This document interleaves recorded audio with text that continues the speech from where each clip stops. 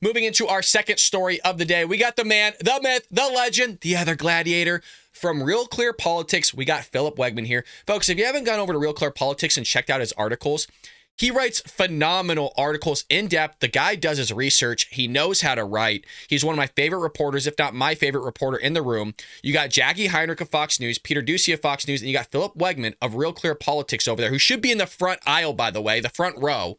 The guy does better questions than half the people in that front row, or at least the second row. At the very least, he should be up there amongst all the other greats. He has a few questions here.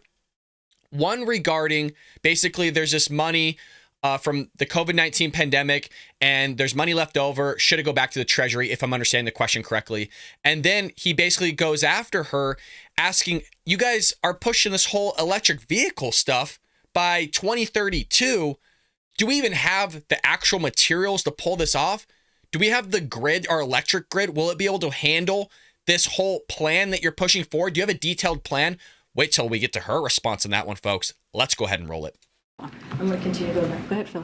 Thank you. I've got two quick questions. The president ended the COVID emergency earlier this month, and one of the things the House Republicans are calling for is for some of the unspent pandemic emergency funding to be clawed back. With the president, I know he has a reputation during the Obama administration as being the sheriff when it comes to rooting out waste, fraud, and abuse. Would he at least be interested in reviewing whether there is some of that money that could be returned to Treasury? I mean, look, here's the thing. What the president has been able to do in his first 2 years of this administration is deal with a pandemic, a once-in-a-generation pandemic, by putting forth a comprehensive plan. You think about the American Rescue Plan, what it was able to do. No Republican voted for that. And so we use that money to actually be in a different place than we are today. COVID is not over, but we are in a different place. And so it is... Boy, oh boy, are we in a different place, folks. Let me tell you something. Gas prices through the roof. Inflation still through the roof. The economy's not going the right direction. Microsoft's laying off thousands of people. Amazon's laying off thousands of people. McDonald's is laying off 150,000 people. I mean, you name the corporation, they're laying people off, or they're leaving Democrat-ran areas. Boy, has she never said something more truthful, folks. We are in a way different position. You got to love the fact, too. She's like, well, you know, we're in just a different spot here after sending out trillions of dollars, especially to people that didn't even need it, and inflating the economy. And then we're supposed to praise Joe Biden for the fact that it went down a few percentage points. All the while you lost like $4,000 to $5,000 since he's been president, at least. It is bizarre, after the progress that we have seen, for Republicans to be asking this. But the president, when he came in, nothing was being done. He made sure that economy came. Nothing was being done. You had Project Warp Speed. I mean, Trump literally paved the path for you, lady, and you guys still screwed it up. What are you talking about? What? Project Warp Speed was already there. Things were already getting the ball moving on a lot of stuff. You literally just had to go, hey, go back to work. Everything's going to be fine. And sit back and let Joe Biden nap the entire time. Okay, make sure you give him his warm bottle of milk every night. Let him sit there. Don't touch a damn thing, and everything would have been fine. You guys would have been, actually, honestly, having probably a pretty good presidency. Keep the guy locked away in the basement. Don't allow him to show face, which is pretty much already what you're doing. And you would have just rode on Trump's coattails and you would have been successful. But no, you couldn't have done that. You got to sit there and open up the southern border, allow massive immigration, illegal immigration to flow through. You let China do whatever they want. You let Russia do whatever they want. You let Iran do whatever they want. Now you got North Korea launching ICBMs. You let them do whatever they want. So this is what happens here. Came back in a way that that we haven't seen in some time by making sure we created more than 12 million jobs. He made sure that people had shots in arms. He made sure that we were to come out of this pandemic. Again, boy, did he make sure you had shots in arms. Sometimes by force, by the way. You couldn't go to your job if you didn't have the jab. Do you know what I mean? Some of you couldn't literally go back to work if you didn't get the shot, so people left. Look at the military. Yup, a lot of military people were let go because you didn't get the jab. Boy, yeah, you made sure people got it. That's for sure. And then you gotta love how she spins there. Well, we created 12.5 billion new jobs, everybody. No, you didn't, lady. You spend it. And you spend it really hard because you shut everything down and people go back to work, go, look what we created, look what we did. Well, you made the mess in the first place. And so people go back to work and then you try to just do a victory lap over the bleep storm that you made, and then you kind of solved it somewhat. And that's giving them way too much credit by me saying somewhat, but you understand what I'm trying to say. COVID is not over, but we are certainly in a different place than we have been before because of what the president has done and the action that he took.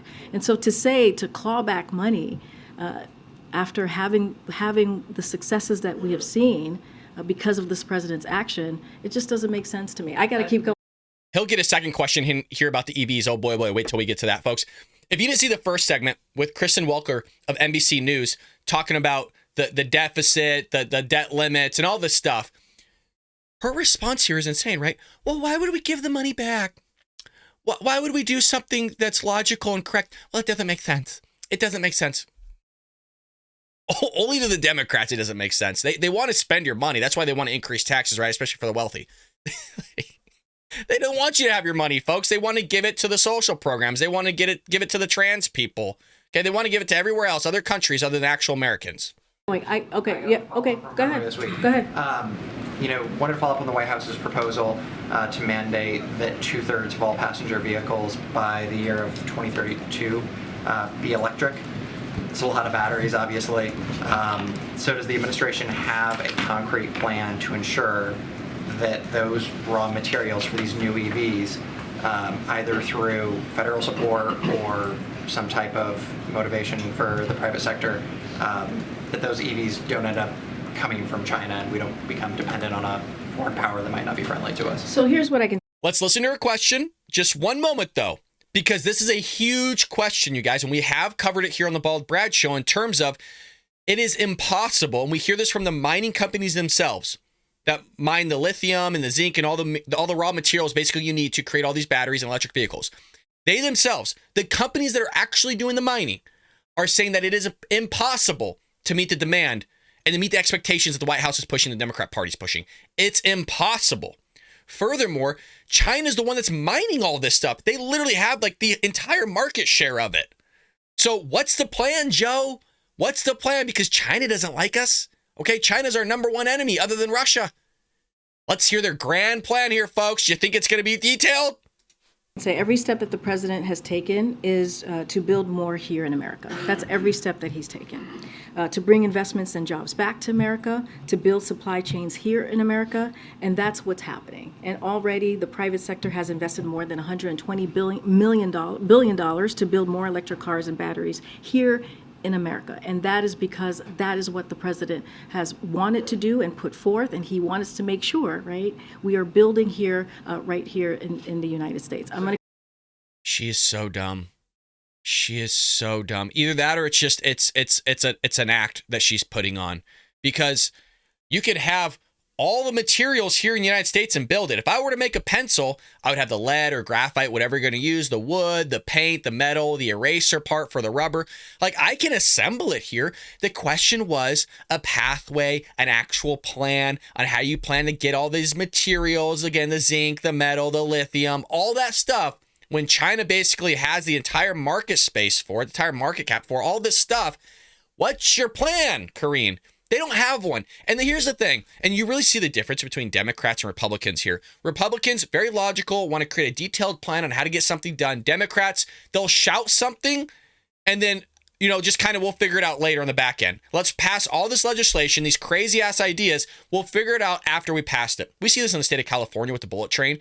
Oh, we'll have a bullet train go through the middle of nowhere. Everybody's going to love it. And it's way over budget.